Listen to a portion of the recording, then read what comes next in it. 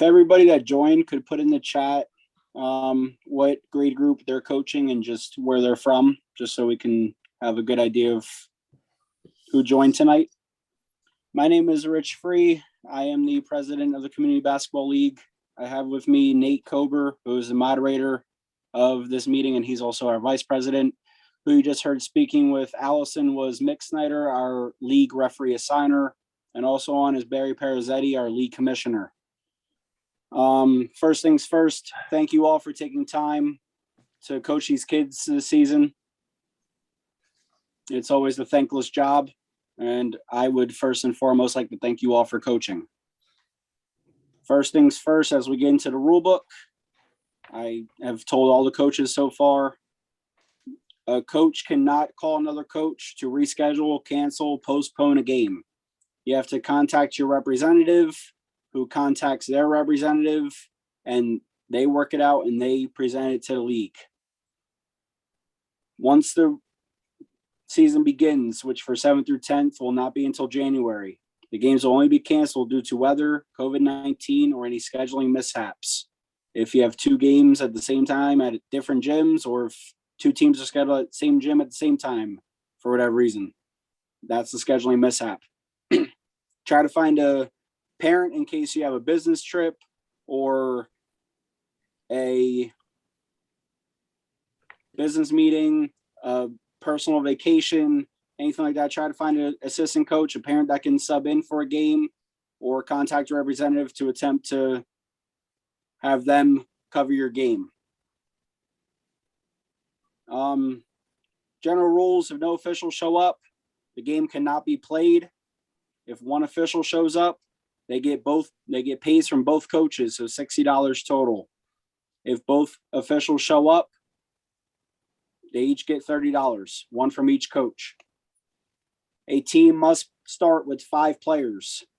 If a team is not dressed and on the floor within 10 minutes of your start time, so if a game's at 6:30 at night, your team should be on there before 6:30. However, unforeseen circumstances, if you are not there within 10 minutes after the start of the game and dressed, ready to play, it is a forfeit. Any player that arrives 15 minutes after the game has started is prohibited from playing in the game. Please, please, please make an Excel spreadsheet. Jersey number, first, last names. Failure to have first and last names in the book will result in a technical foul. You can take a player out by halftime. If you have 13 players and you don't know if 3 are coming, put them all in the in the scorebook. Halftime, go in and cross them out. Make sure they're in both scorebooks crossed out that they did not show up. However, we need first and last names in the scorebook along with their numbers.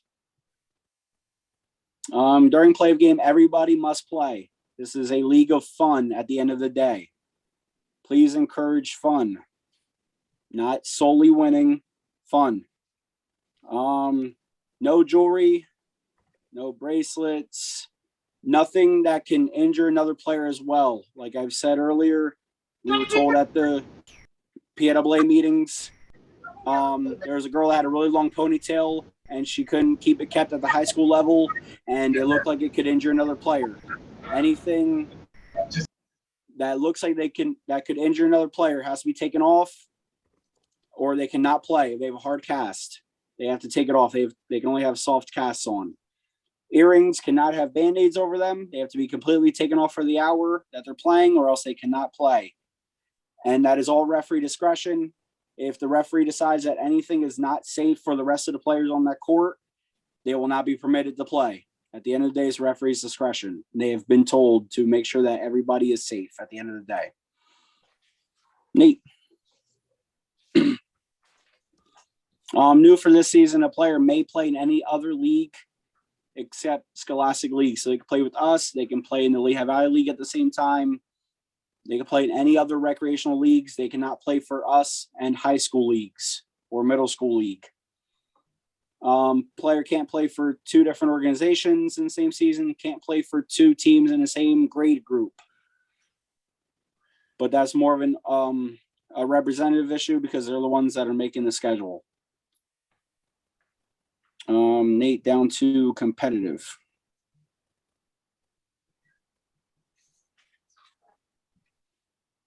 2 20-minute halves, running clock until the last 2 minutes of the game.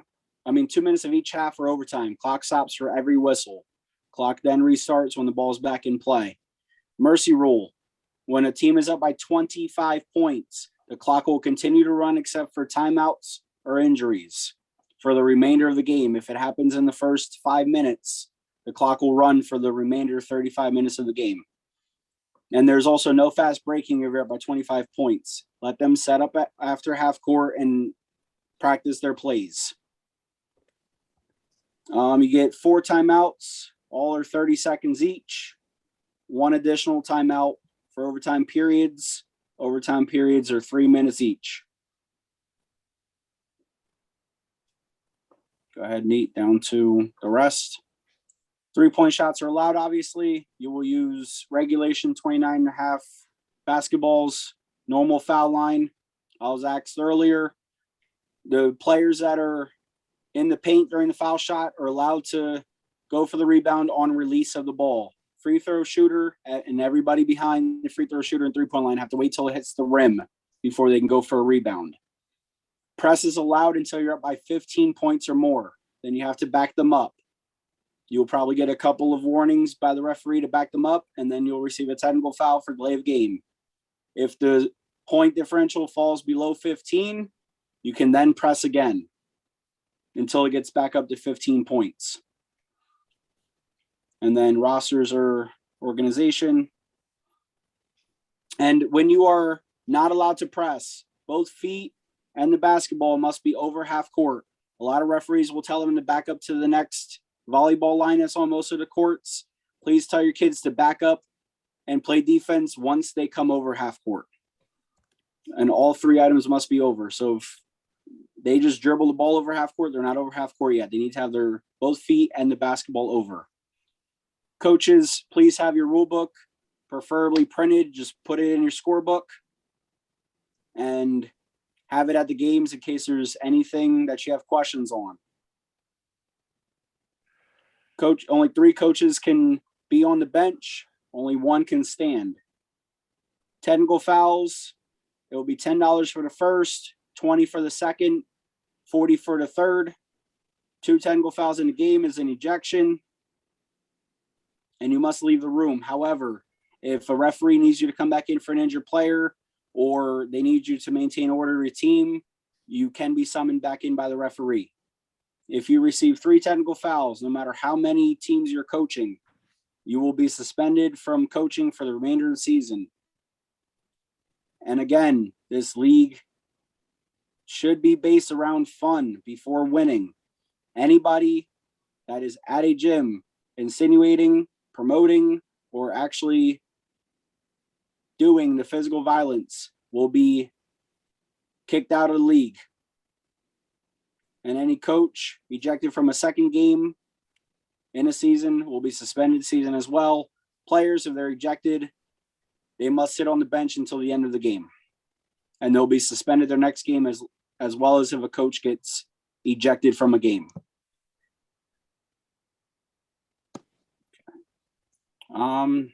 Nate, back up top, just in case. We'll make sure I didn't miss anything. If anybody has any questions, you can either put it in chat or speak now. I'll make sure I didn't miss anything else. This is on CBL, Community Basketball League. So CBL, the word basketball.org. And halftime is 4 minutes this year. You're welcome. Halftime is 4 minutes this year, down from 5 in previous years. Please get to your gyms early. Yes, everything that you see right here is in writing on the CBL website. And this meeting will be published on the CBL website as well. This is being recorded. Please get to your gyms early. Get your roster out to the other team. Get the rosters in. Get on the court, ready to play. Mask rules, they will be posted on the website as well. Some gyms are not forcing them at all. Some gyms, you have to wear them unless the players are actively playing. Once we obtain all the info from all the representatives, that will all be posted on the website as well. And 7th through 10th grade is definitively not starting until January. First week of January, most likely the 8th, because New Year's on a Saturday. But definitely first week of January.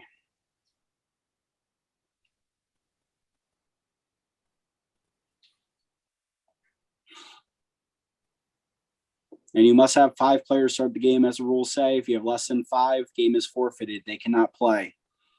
And referees cannot do scrimmages because, God forbid, a kid gets hurt. It is on the referee because they allowed the game to be played. It is not a sanctioned game if they have less than 5 to start the game. Good point, Rich. Good point. Nick, anything I might have missed? Now, I just want to make everyone aware of the fact that when it comes to jewelry, piercings, I know Rich touched on that, especially with hair. It seems like everybody's pushing the envelope with hair. I watch a football game on TV, and I certainly can't see the names and I can't see the numbers. Just let us know. Just know that we were told you need advice. How do you juggle it? it's our discretion, and please err on the side of safety. If if it's questionable, the last thing we need is to get into anything before the start of the game. If I come up and tell the coach number 21 cannot play, so it's no joke anymore. So just like I say, be very mindful of that, and because we don't need anything.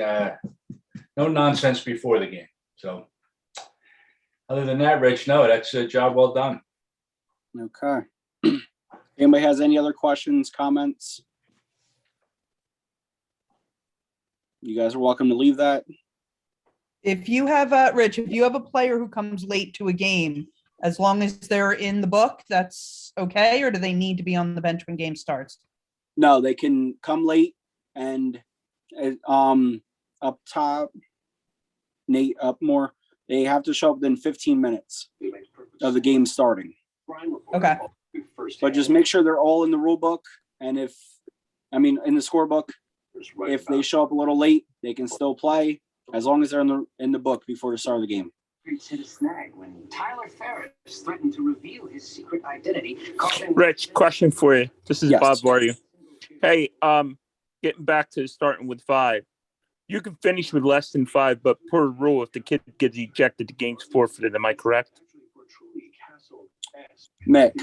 It has to be fully thought through. Yes, you can finish with 4.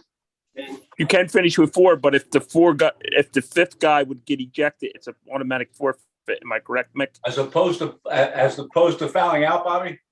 Yes. No, you can finish with 4 then. Even with the ejection? Yep, I've had a player get disqualified of 5. Do you mean ejection from a like technical foul ejection or 5 fouls? No, technical foul ejection. He confronted Paul, threatened to expose him. Paul Whitaker killed him. I'll tell you what, Bobby, I don't know. That's a very good question. I'm going to have to get back to you on that one. I believe you can still play because I know the technical fouls, it's a personal foul, it's a team foul, it's all that. So I'm thinking you can, but I don't know for sure. I'm talking technical foul ejection only because, sometimes that happens. Yes, it does. It certainly does, yeah. And then who polices the 15 minutes for when the kid comes? I mean, Rich, sometimes like you're caught up in coaching, and I won't even know when the kid gets there if he gets there late. How are we going to police that? Is it 15 clock minutes? Yes. It's 15 clock minutes I would go from 15. the start of the game. Yeah, Nate, put clock minutes on there.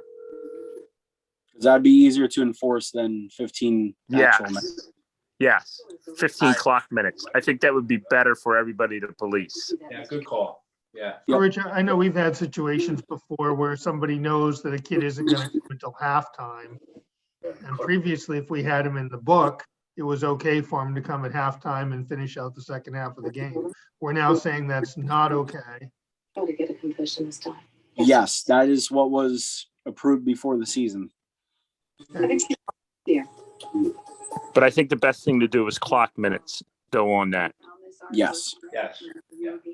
This way, if there is a discrepancy, the referees can step in by seeing the time and not like on a 6:30 start. And we get started at 6:35 and then at, 7 o'clock, the kid comes, and there's a big discrepancy with time. It's easy. 15 minutes clock time. You point it out to the other coach, it's easier.